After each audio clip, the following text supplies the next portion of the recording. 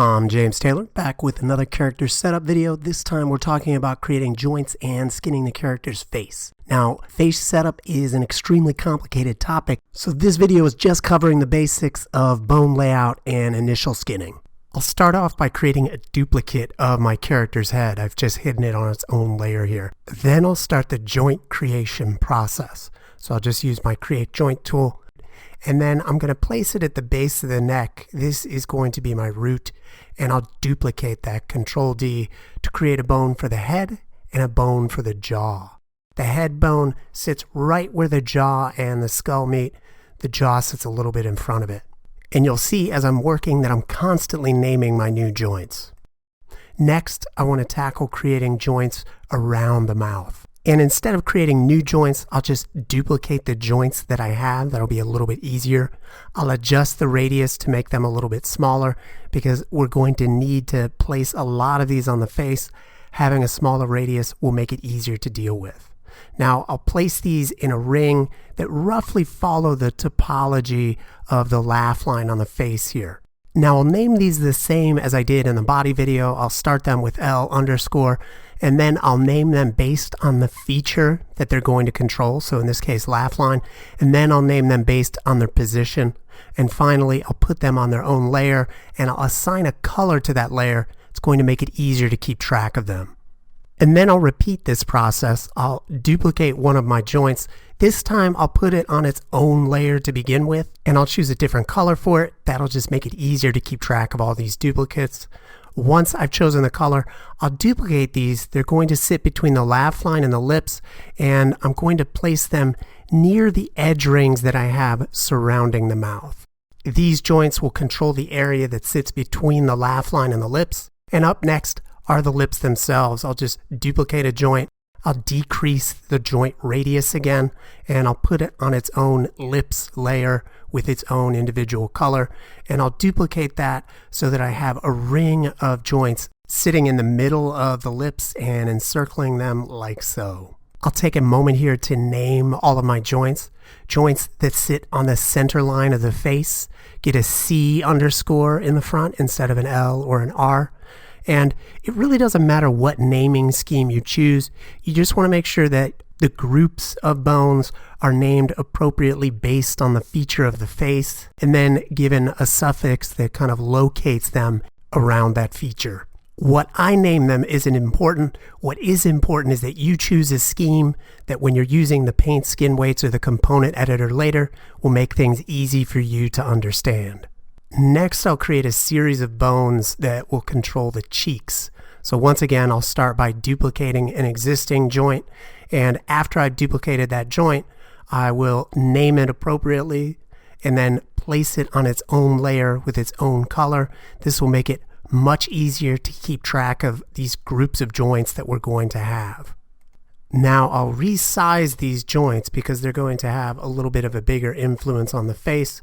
So I'll make the radius a little bit bigger, and then I'll duplicate them and follow along the shape of the cheekbone.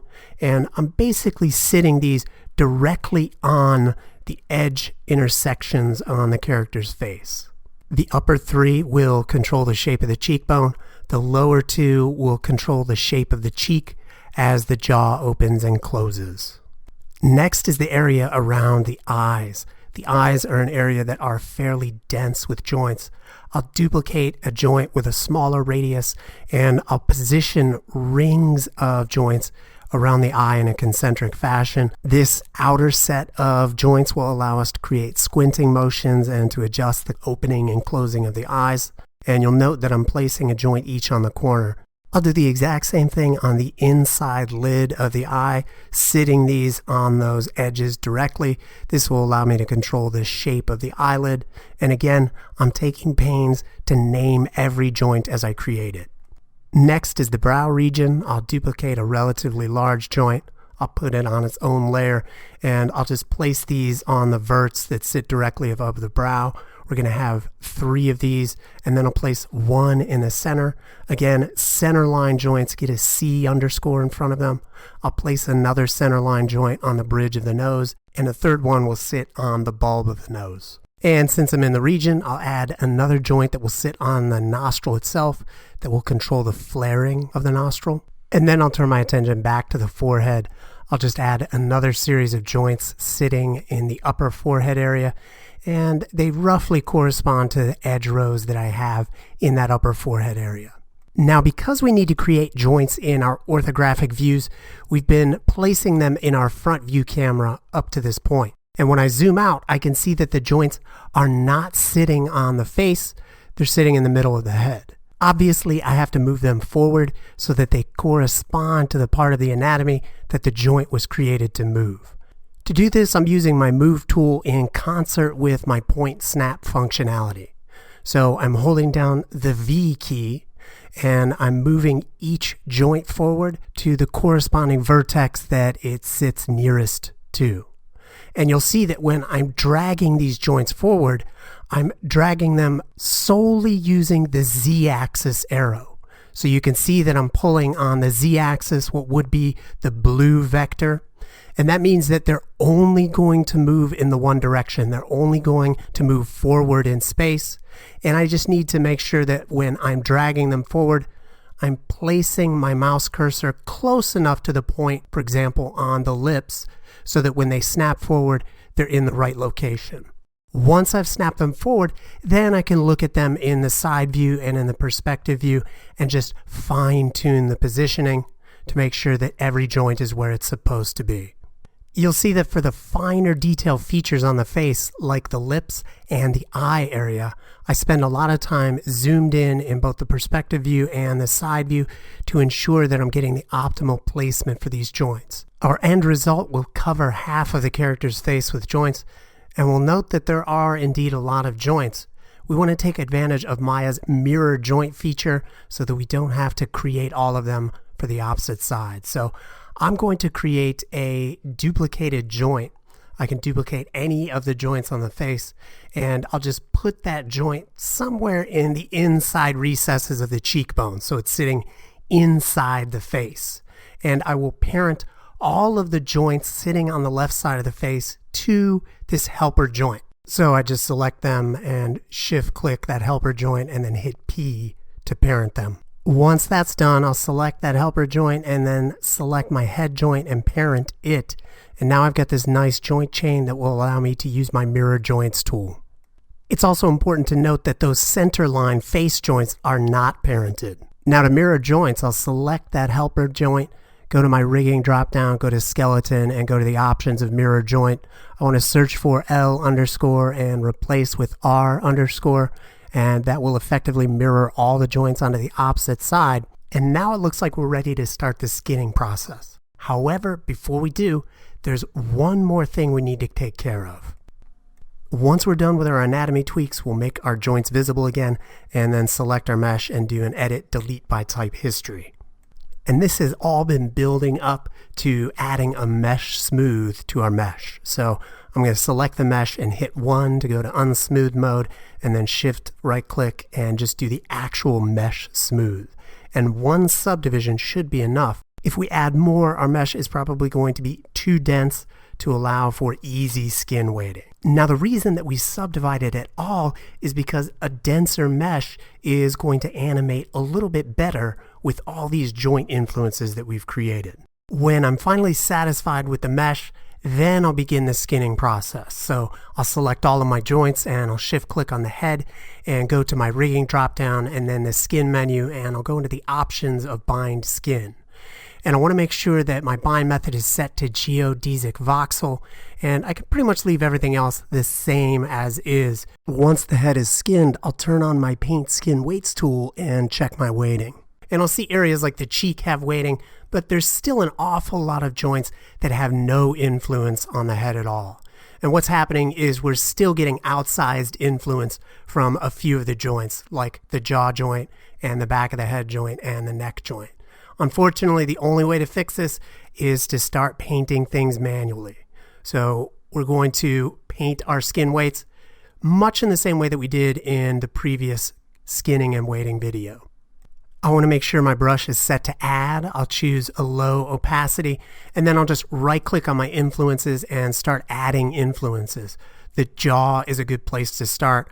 I'll start adding weighting, and you'll see that the weighting is relatively hard all along the bottom of the jawbone. Then I can select the head, and the head joint is going to fill up most of the weighting on the head. So pretty much anything that's not the face or the neck is going to be weighted to that head joint. And then the neck will start very hot at the bottom, and it'll blend between the jaw and the head as we go up.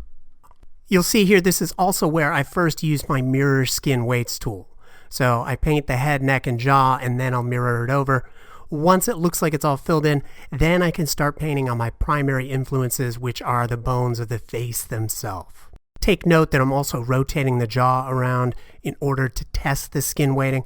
A lot of our paint skin weights process involves moving joints around so that we can see whether or not our weighting is working well. Here, when I rotate the head, I'll see that all of the joints of the head move except for the face.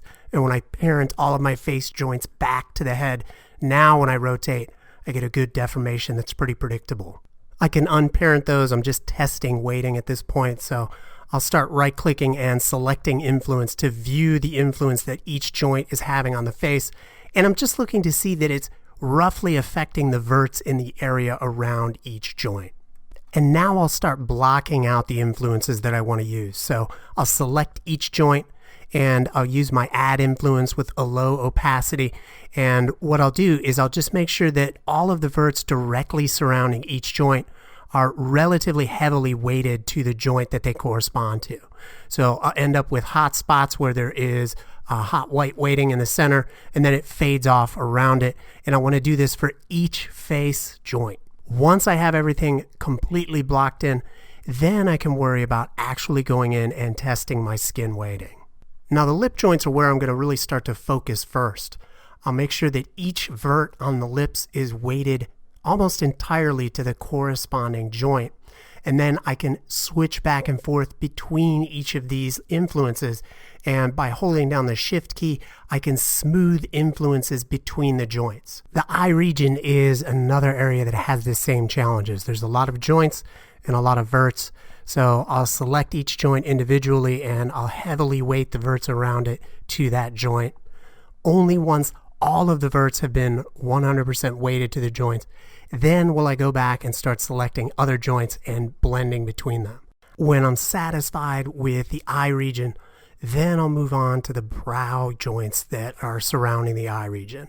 And we'll see that these are generally a little bit more correct simply because the joints are spread out more and the verts in each region can be assigned a little bit more precisely by Maya. Okay, now it's time to start testing my weighting, and to do that, we basically have to start moving the character's face around. So I'm going to turn on my time and my range sliders. I'm going to make sure that auto keyframe is turned on, and I'm going to start creating poses that allow me to test the weighting of the character's skin. This is an iterative process. We're going to create multiple poses for the face, and we'll toggle back and forth between them, testing the weighting at each step. For brevity's sake, we're just going to tackle the angry face in this video. If you want to see the other faces, you can check out the extended cut. So I'll start by blocking things out by grabbing the outside corner of the mouth joints and just pulling those out. And then I'll grab my individual lip joints and pull those up and out so that we're revealing the teeth.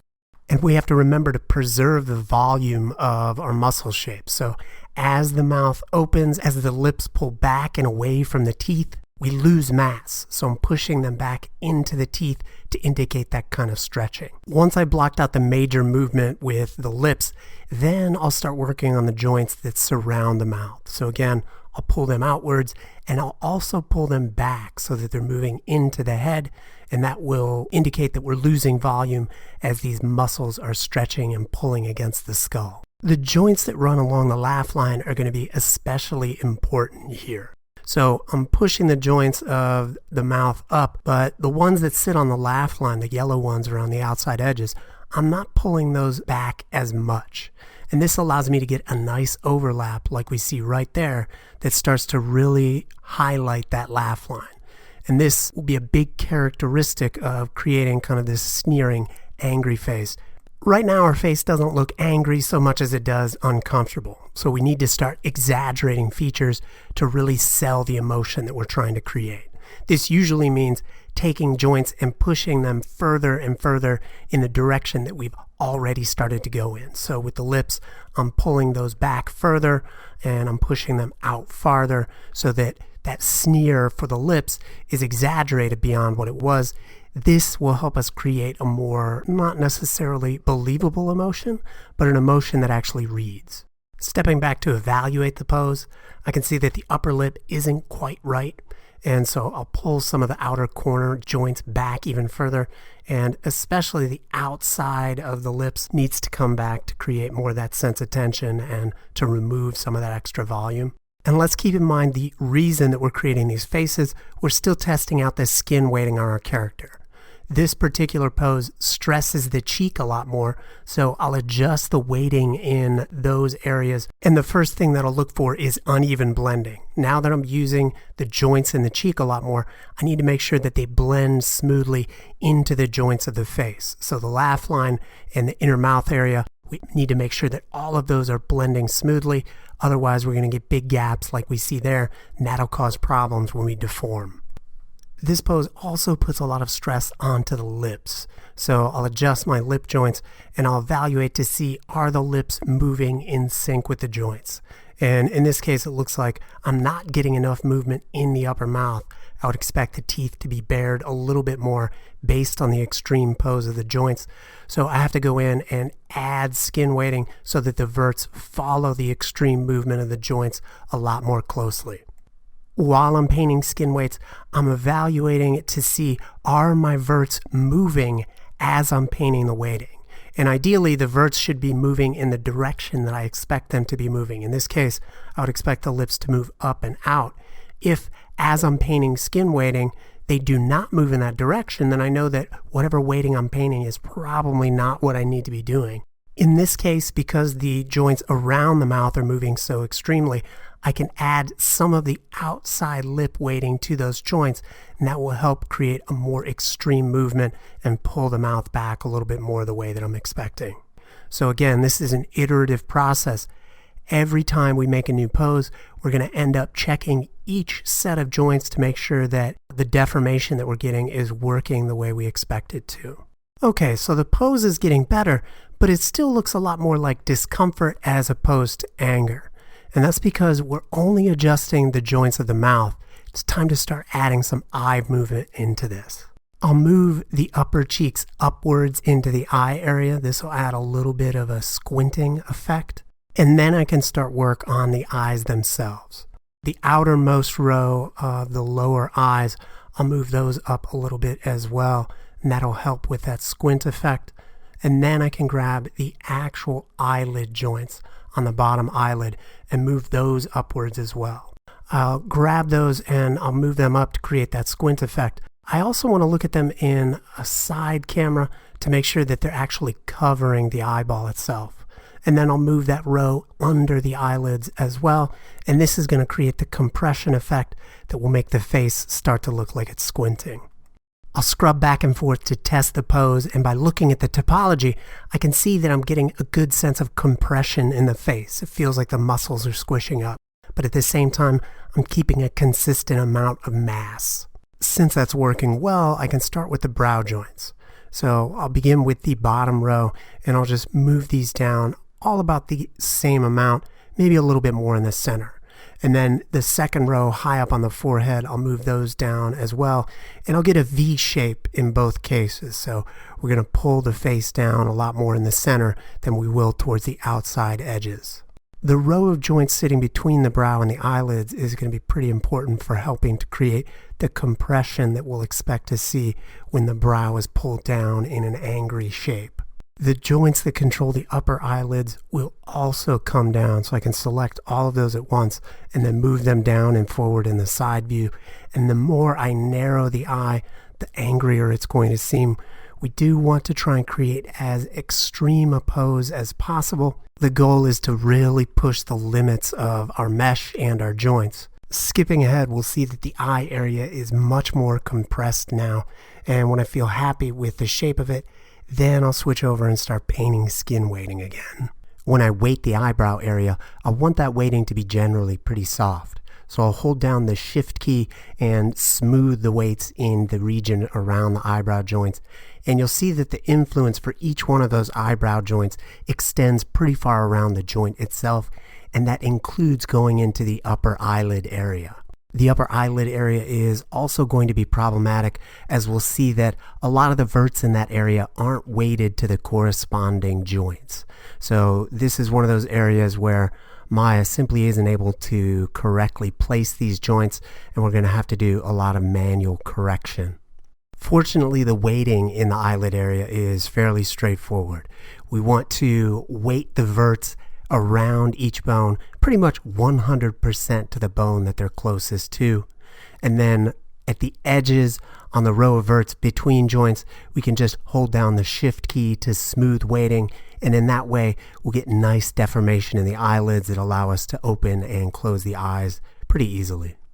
Now, the same way that I smoothed the weighting on the joints of the eyebrow, I'll be smoothing the weighting of the joints around the eyes. So in between the brows and at the bridge of the nose, I'll be adjusting the weighting there, and especially the joints of the upper cheek. We're going to have to tweak the influences there as well as the eyebrow influences to make sure that we're getting enough flexibility when those joints move. So we see this is a really iterative process. We have to create a pose, tweak the position of the joints, tweak the skin weighting, and then create another pose and do the same tweaks, and go back and adjust the first pose based on the changes we made to this second pose. So this video only covers the basics. If you want to see in-depth creation for each of the emotion faces, like the smile and the surprise, etc., you can check out the extended cut for those details. And of course, this is only half of the process. We still have to create face shapes to allow for talking.